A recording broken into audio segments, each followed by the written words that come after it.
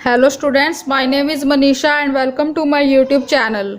Students previous videos में हम discuss कर रहे हैं components of Indian financial system के बारे में, जिसमें हमने जो है अभी तक ये हमारा कंप्लीट चैप्टर हो चुका है, बस हमारे कंपोनेंट्स इसमें रह गए हैं। तो आप देख सकते हैं कि हम जो है इसमें इन टॉपिक्स को हम अपने कवर कर चुके हैं प्रीवियस वीडियोस में। तो अगर आप सभी ने वो वीडियोस नहीं देखी हैं तो आप उन वीडियोस को देख लीजिएगा। मैं उन वीडियोस के प्लेलिस्ट का लिंक आपको डिस्क्रिप्शन में दे दूंगी इस वीडियो के, ठीक है। एंड आज हम स्टार्ट करेंगे हमारा टॉपिक फाइनेंशियल सर्विसेज का, जो हमने स्टार्ट किया हुआ है और इसमें हम डिस्कस कर चुके हैं लीज फाइनेंसिंग, जो अलग से मैंने अकाउंट वाले सेशन में जो है आपकी वीडियोस उसमें मिल जाएंगी आपको, ठीक है। उसके बाद हमने इसमें हायर परचेज, बिल डिस्काउंटिंग और वेंचर कैपिटल के बारे में हमने जो है कंप्लीट जो डिटेल है वो देख ली है, ठीक है ना। तो आज हम बात करेंगे स्टूडेंट्स हाउसिंग फाइनेंस के बारे में, इंश्योरेंस सर्विसेज के बारे में एंड फैक्टरिंग के बारे में, ठीक है, जिसको हम बोलते हैं आड़तिया, ठीक है। तो आज स्टूडेंट्स हमारा जो एसेट बेस्ड सर्विसेज हैं वो हमारी कंप्लीट हो जाएंगी एंड नेक्स्ट वीडियोस में हम बात करेंगे एडवाइस बेस्ड सर्विसेज की, ठीक है। तो चलिए हम स्टार्ट करते हैं हमारा आज का टॉपिक।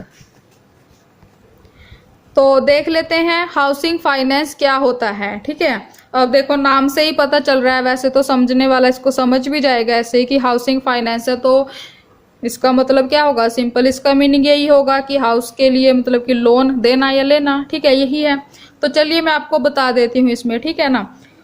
1988 में भारतीय रिजर्व बैंक आरबीआई ने नेशनल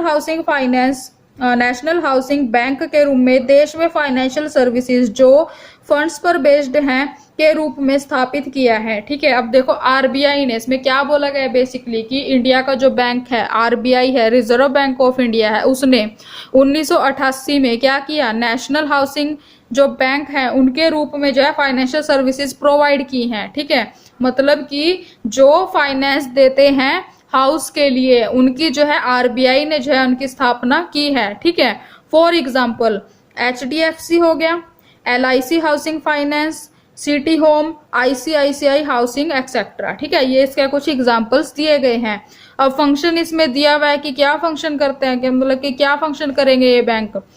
बेसिकली इसमें यही है कि provide finance for make houses, मतलब कि घर बनाने के लिए क्या करेंगे, लोन प्रोवाइड करेंगे, ठीक है।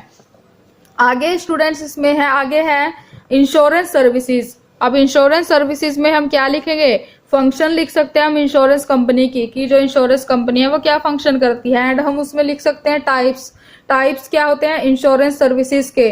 फॉर एग्जाम्पल किस किस टाइप की सर्विसेज प्रोवाइड करते हैं इंश्योरेंस जो कंपनीज हैं, life services and journal services, ठीक है। फॉर एग्जाम्पल अब इसमें दिए गए हैं इंश्योरेंस कंपनीज के, एलआईसी हो गया, जीआईसी हो गया, म्यूचुअल फंड हो गया, एचडीएफसी, एसबीआई लाइफ इंश्योरेंस, ठीक है। ये कुछ इसके एग्जाम्पल दिए हुए हैं। तो आई होप कि आप सबको जो है housing finance and insurance services के बारे में जो है बेसिक डिटेल आपको जो है इसकी मिल गई होगी, और कंपोनेंट्स में जो है आपके लिए इतना ही सफिशिएंट होगा आपके लिए, ठीक है। आप जो है इतना ही आपके लिए यूजफुल होगा, ठीक है, क्योंकि इससे ज्यादातर जो है इससे क्वेश्चन नहीं बनता है आपके एग्जाम में, ठीक है। लेकिन यूजीसी नेट के लिए इंपॉर्टेंट है, तो इसलिए मैंने आपको करवा दिया है थोड़ा सा ही, ठीक है। उसके बाद स्टूडेंट्स मेन इसमें अब जो टॉपिक है हमारा वो है फैक्टरिंग, आड़तिया, ठीक है। इसके ऊपर स्टूडेंट्स हमेशा ही क्वेश्चन इसके ऊपर बनता है एग्जाम में, चाहे फिर वो एमकॉम का हो, बीकॉम का हो, यूजीसी नेट हो या फिर कोई भी एंट्रेंस एग्जाम हो, ठीक है। तो चलिए हम देख लेते हैं फैक्टरिंग क्या होता है। फैक्टरिंग क्या है, फंड्स पर बेस्ड एक फाइनेंशियल सर्विस है जिसके अकॉर्डिंग रिसीवेबल्स को फाइनेंस प्रोवाइड करने के लिए रिसोर्स प्रोवाइड किए जाते हैं तथा साथ साथ रिसीवेबल्स को कोलेक्ट करने में हेल्प की जाती है, ठीक है। अब इसमें बेसिकली क्या बोला गया है कि फैक्टरिंग क्या होती है। फैक्टरिंग क्या है, फंड्स पर बेस्ड एक फाइनेंशियल सर्विस है, फर्स्ट पॉइंट, ठीक है, जिसके अकॉर्डिंग रिसीवेबल्स को मतलब रिसीवेबल्स को फाइनेंस प्रोवाइड करने के लिए रिसोर्स प्रोवाइड किए जाते हैं इसमें, ठीक है ना। तो आगे इसमें मैं आपको एग्जाम्पल के थ्रू बताऊंगी। तो स्टूडेंट्स आप देख सकते हो इसमें कि यहाँ पे जो डायग्राम है उसमें आपको बताया गया है कि ये है एक कस्टमर है और यहाँ पे है क्लाइंट और ये है फैक्टर। तो कस्टमर को आप बोल सकते हो बायर एंड क्लाइंट को आप बोल सकते हो सेलर। एंड उसके बाद फैक्टर जो है वो कोई भी एजेंट हो सकता है या फिर कोई भी फाइनेंशियल इंस्टीट्यूशन हो सकता है। तो हम जो है यहाँ पर बैंक को लेके जो है हम चलेंगे यहाँ पे, ठीक है। इसी के थ्रू हम जो है इस डायग्राम को समझेंगे। तो क्लाइंट ने क्या किया, मतलब कि सेलर ने क्या किया, उधार जो उसने गुड्स है वो बायर को जो है दी और बायर ने वो जो है ली, ठीक है। तो इन दोनों के बीच में जो है एक इनवॉइस जो है जनरेट किया, किसने किया, सेलर ने, ठीक है।